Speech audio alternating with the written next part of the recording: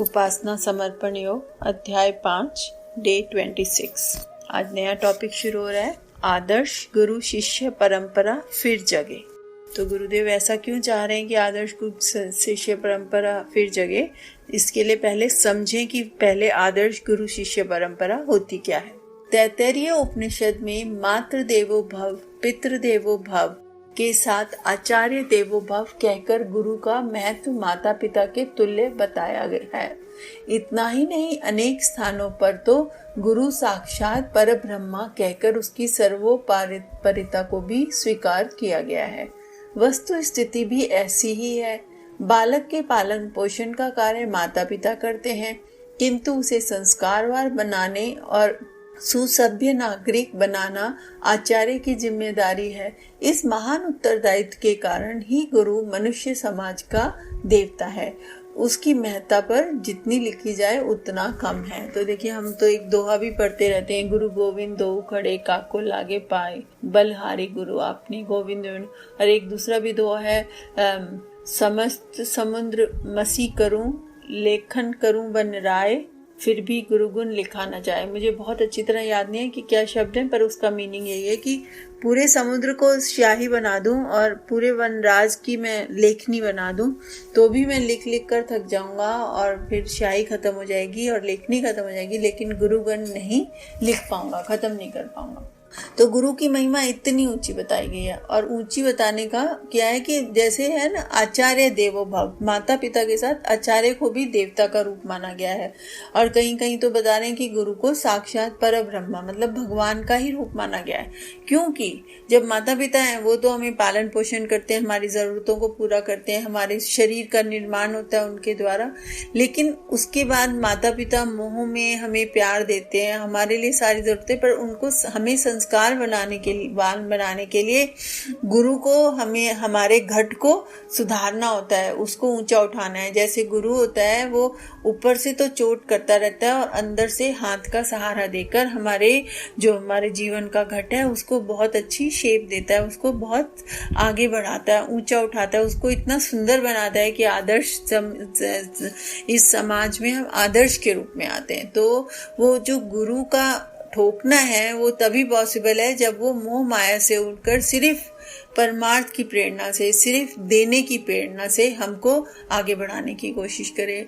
और वो अंदर का सहारा इसलिए देता है क्योंकि वो हमसे बहुत प्रेम करता है। हमारे गुरुदेव कहते थे कि चाहे तुम कोई कहे मेरा गुरु बहुत ज्ञानवर्धक है, मान लेना। कोई कहे मेरे गुरु के बाद बहुत शिष्य हैं, मान लेना, सब कुछ मान लेना। पर अगर कोई कहे कि मेरा गुरु तुम्हारे गुरु से ज़्यादा मुझे प्रेम करता है, तो मत मानना, क्योंकि हमने अपना सारा जीवन, अपना पल पल तुम्हें प्रेम करने में ही लगा दिया।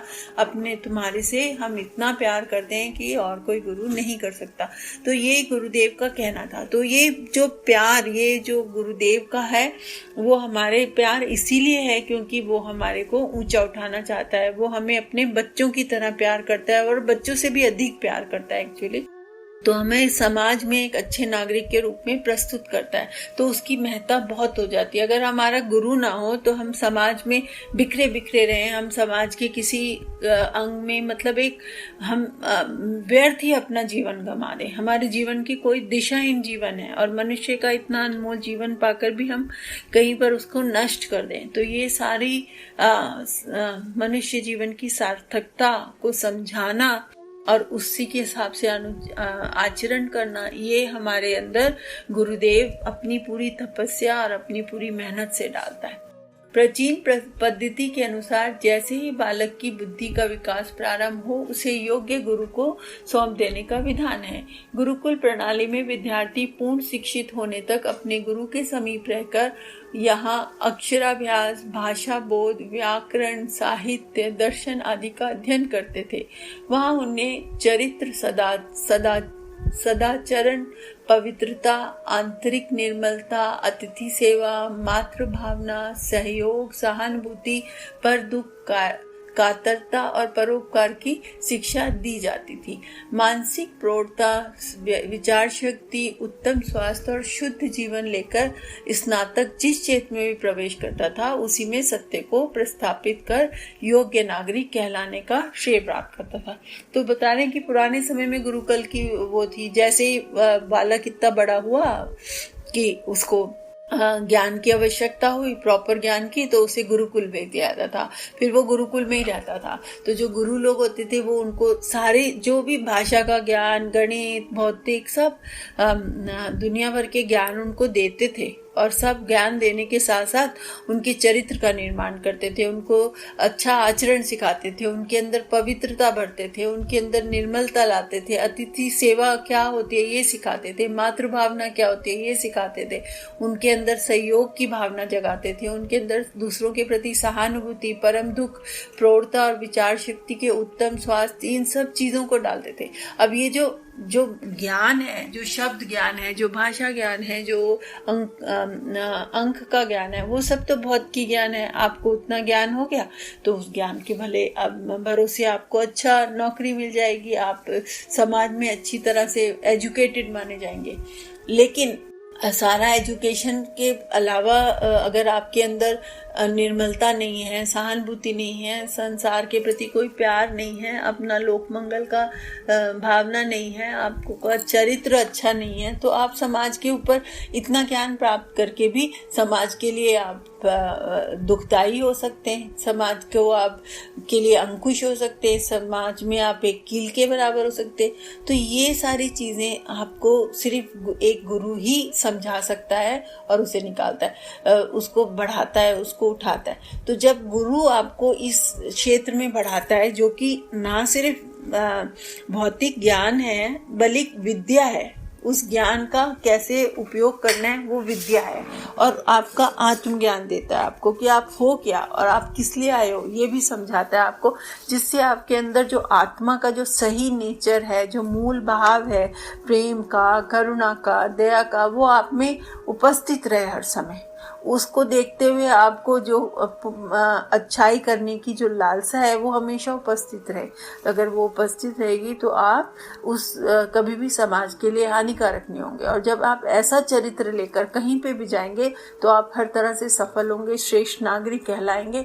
और जो ऐसा श्रेष्ठ नागरिक होता है वो हर जगह अपनी विद्वता और अपने चरित्र की कसौटी पे पूरा उतरता है, और पूरा उतरता है तो वो शिक्षा का जो कार्य गुरु ने समझ लीजिए किया है वो पूरी तरह से उन्होंने पूर्ण किया है और उसको शिष्य को एक अच्छा इंसान बनाया। वे विद्यार्थियों को अक्षर ज्ञान के साथ सद्गुणों का क्रियात्मक शिक्षा भी दे सकते हैं। इसके लिए क्या होता है कि गुरु भी बड़े ध्यान से चुनने पड़ते हैं। ये नहीं हो कि वो कोई भी किसी को भी गुरु बना लिया जाए। इससे पहले उन्हें अपना उदात्त चरित्र की परीक्षा देनी, और जो उनका महान चरित्र है, जो उनका बहुत बलशाली या बहुत ही स्ट्रॉन्ग चरित्र है, वो उसको गुरुओं को उसकी परीक्षा देनी पड़ती है। कि जब तक आपका इतना स्ट्रॉन्ग चरित्र ना हो कि अगर आपको जरूरत पड़े तो विद्यार्थी का चरित्र और ज्ञान को परिपक्व बनाने के लिए आप उनके अंदर सत्प्रेरणा को जगा पाएं, उसको उत्कृष्ट कर पाएं। अगर आप में ऐसी शक्ति नहीं है तो आपको आचार्यत्व नहीं दिया जाएगा, आपको यह गौरवपूर्ण पद प्राप्त नहीं होगा। गौरवपूर्ण अगर ये पद आपको प्राप्त करना है तो आपको अपने अंदर पहले इतनी क्षमता डेवलप करनी पड़ेगी। वही चरित्र जो आप ट्रांसफर करने जा रहे हैं स्टूडेंट पर, वो चरित्र आपके अंदर होना चाहिए। वो सहानुभूति का भाव भी आपके अंदर होना चाहिए, और वो प्रेम, ममता, करुणामयी, दया वाला और विचार शक्ति और उत्तम स्वास्थ्य, प्रौढ़ता आप में सब में गुरु के अंदर ही होनी चाहिए।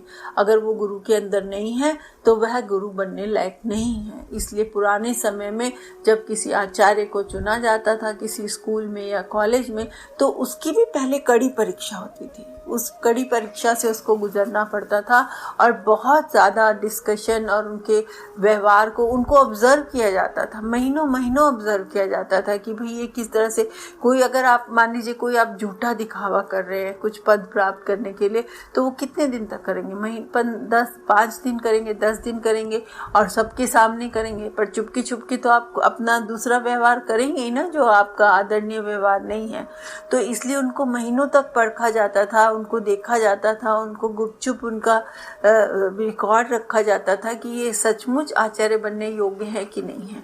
और जब वो इतनी श्रेष्ठता को साबित कर देते थे कि उनका श्रेष्ठ चरित्र है, उनकी उतना उनका मजबूत बेस है कि वो बालकों का जीवन, आने वाले स्टूडेंट्स का जीवन को भव्य बना सकेंगे, भला बना सकेंगे, तभी उन्हें आचार्य पद की नियुक्ति दी जाती थी, वरना नहीं दी जाती थी। अब हमारे गुरुदेव हैं जो आज हम जिनको गुरुदेव कहते हैं, जब उन्होंने गुरु तपस्या शुरू करी, 11 साल की उम्र में उन्हें गायत्री मंत्र मिला, जो उन्होंने 4 साल तक लगातार बिना नियम तोड़े उसकी साधना की। और उसके बाद जब दादा गुरु उनके पास आए और दादा गुरु ने उन्हें 24 साल तक 24 लाख महापुष्चरण करने के लिए कहा गायत्री के, तो आप सोचिए कि 15 साल की उम्र के बच्चे जिसको खेल कूद का शौक होता है, जिसको इधर उधर घूमने का शौक होता है, वो सब छोड़कर रोज पर दिन की इतनी सारी गायत्री माला, 66 गायत्री माला करना और उस गायत्री मंत्र की माला करना, उसके बाद सिर्फ जौ की रोटी खाना और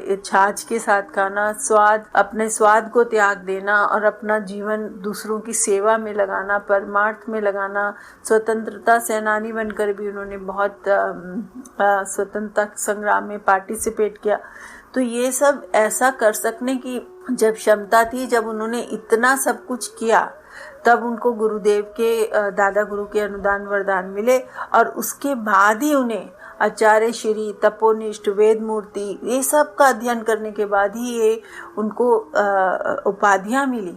और उपाधियां मिलने के बाद ही उनको हम हजारों, आज करोड़ों लोग उनको अपना गुरु मानते हैं। इसीलिए मांगते हैं कि उनमें सक्षमता है। हम जानते हैं कि वो स्थूल शरीर में हमारे साथ नहीं है, लेकिन सूक्ष्म रूप में भी वो हमारे चरित्र को इतना ऊंचा उठा रहे हैं, इतना भव्य बना रहे हैं, हमारा जीवन इतना सुधार रहे हैं, अंदर हमारी कितनी सत्प्रेरणाएं भर रहे हैं। ये तभी पॉसिबल था क्योंकि हमारे गुरुदेव इतने समर्थ थे। उन्होंने अपने आप को हर कसौटी पे कसा और उसके बाद बेस्टेस्ट ऑफ द बेस्टेस्ट अपना शो किया। तो दादा गुरु ने भी उनको सब कुछ मान सम्मान के साथ एक आचार्य तत्व की, आचार्य बनाने की उपाधि दी। और आज जगत में इतने लोग उनको फॉलो करते हैं, इतना उनसे लाभ उठा रहे हैं। मतलब मैं कहती हूँ कि हम कहाँ थे जो नहीं दे सका कोई भी आज तक, वो श्रेष्ठ चिंतन गुरुदेव दे दिया आपने। तो ये इतना सुंदर जो है हमारे गुरु का चरित्र है। कोटि कोटि नमन उनको, कोटि कोटि प्रणाम उनको, और कोटि कोटि अपने भाग्य को हम सराहते हैं कि हम उनसे जुड़ सके और हम उनसे कुछ प्राप्त करने की पात्रता डेवलप कर सके। क्योंकि अगर मेरा जीवन आज कल से बेहतर हो रहा है तो उसमें मेरे गुरुदेव की ही कृपा है। और वो कृपा तभी हो सकी है जब शायद मैंने अपनी कोशिश से अपनी एक बूंद पात्रता बढ़ाई है।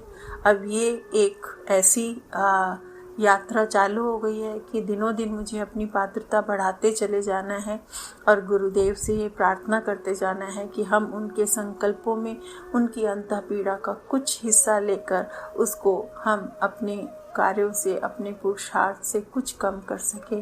गुरुदेव ऐसी ही प्रार्थना है, ऐसे ही हाथ जोड़कर आपको नमन कर आपसे यही वरदान मांगते हैं कि गुरुदेव ये जीवन आपके कार्यों में समर्पित हो जाए और हमें उसके अलावा कुछ भी नहीं चाहिए। जय गुरुदेव। इसी भावना के साथ कि हमारा समर्पण सच्चा रहे और बना रहे, आइए गायत्री मंत्र करते हैं। ओम भूर्भुवः स्वः तत्सवितुर्वरेण्यं भर्गो देवस्य धीमहि धियो यो नः प्रचोदयात्। जय गुरुदेव।